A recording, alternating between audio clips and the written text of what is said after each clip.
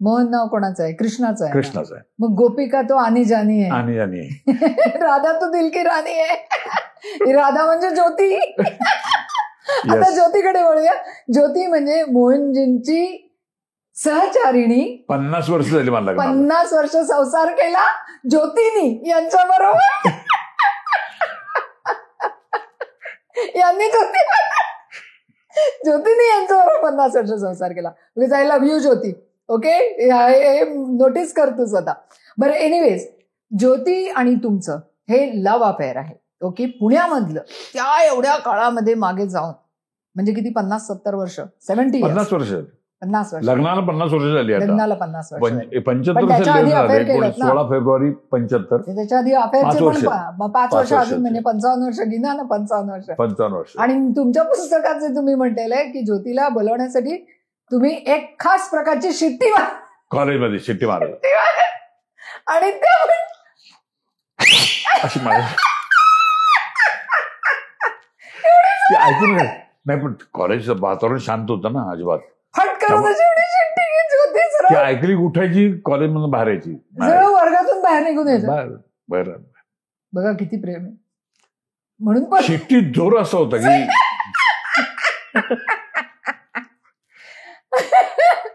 दुसरी महत्वाची गोष्ट, जेव्हा तुम्ही ज्योतीच्या आईला भेटायला गेलेला होता, ज्योतींच्या आईला भेटायला गेलेला होता घरी, तेव्हा आईनी, म्हणजे ज्योतीच्या आईनी तुम्हाला प्रश्न विचारलेला होता की तुम्ही ज्योतीवरती प्रेम करता का? आणि तुम्ही चक्क नाही म्हणाला होता. आणि ज्योती आतून बाहेरून म्हणाली, माझी तंतरली होती, मला काही कळलं ना, तुम्ही फिरता म्हणे एकत्र. आणि पुण्यातलं वातावरण म्हणलं नाही, मला कळलं तुम्ही फिरता. मग कोण सांगितलं तुम्हाला? त्यावेळेला माझी एवढी ताकदही नव्हती, ऐपतही नव्हती माझी.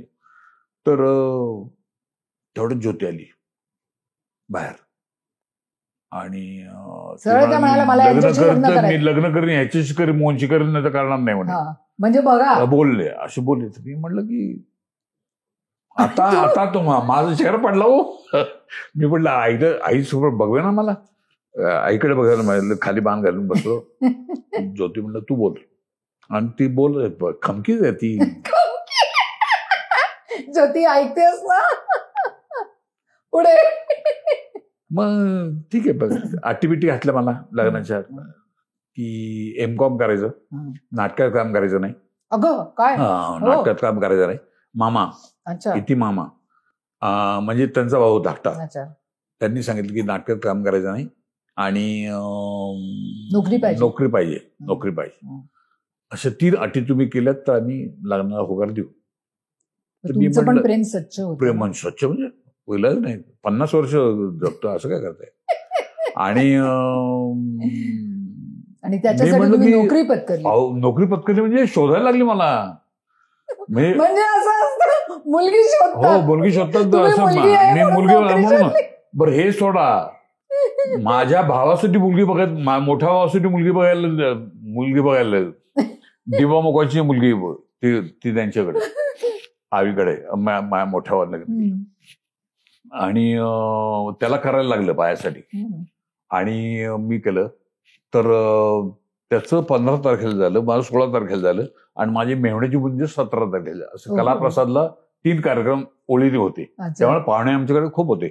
पण तुमच्या गमतीचा अजून एक किस्सा मला या पुस्तकामध्ये अतिशय आवडलाय. सांगण्याचा उद्देश काय की मी नाटकात काम करायचं होतं त्यावेळेला गारबोच्या तालमी चालल्या होत्या आमच्या. तर ज्योतीची एक मैत्रीण सबनीस म्हणून, ती आमच्या ग्रुपमध्ये होती, नाटकाच्या ग्रुपमध्ये. तर तिने रिसेप्शन मध्ये ज्योतीच्या कानात सांगितलं, तुझा नवरा नाटक करतोय, नाटकाची तालमी करतोय बरं. तिचं मूड खलास. ज्योतीचा. आणि मला काही कळलं, म्हटलं एकदम काय झालं, एकदम आता हे करत आता काय झालं एकदम. आणि विचारायचं डेअरी नव्हतं माझं, कारण पडती बाजू होती ना आपली. तर शेवटी कळलं मला की तिने सांगितलंय. मग शिव्याशाप तिला दिल्या, म्हणजे व्हायचं तेच झालं तिचं. पण आम्ही 50 वर्ष जगलं. पण तुमच्या सुहागराचा किस्सा जबर आहे. दूध कशासाठी ठेवलंय तेच कळे ना. तर कळलं ना, म्हणलं दूध का आणलं. प्यायचं असतं. ती म्हणली आईला विचार. तुम्ही आईला विचारलं का? आई उद्या हे दूध कशासाठी? गपचुपी. आई म्हणली मला काय कळत म्हणलं दुधाच काय मला काय म्हणजे हा सगळ्यात मोठा विनोद होता. नमस्कार, मी मोहन जोशी. मी आज कांचन अधिकारी यांच्या या युट्यूबच्या कार्यक्रमामध्ये आमच्या गप्पा खूप रंगल्या आहेत. हा मनोरंजन करणारा कार्यक्रम आहे. तो नक्की बघा, लाईक करा, शेअर करा आणि सबस्क्राईब करा. धन्यवाद.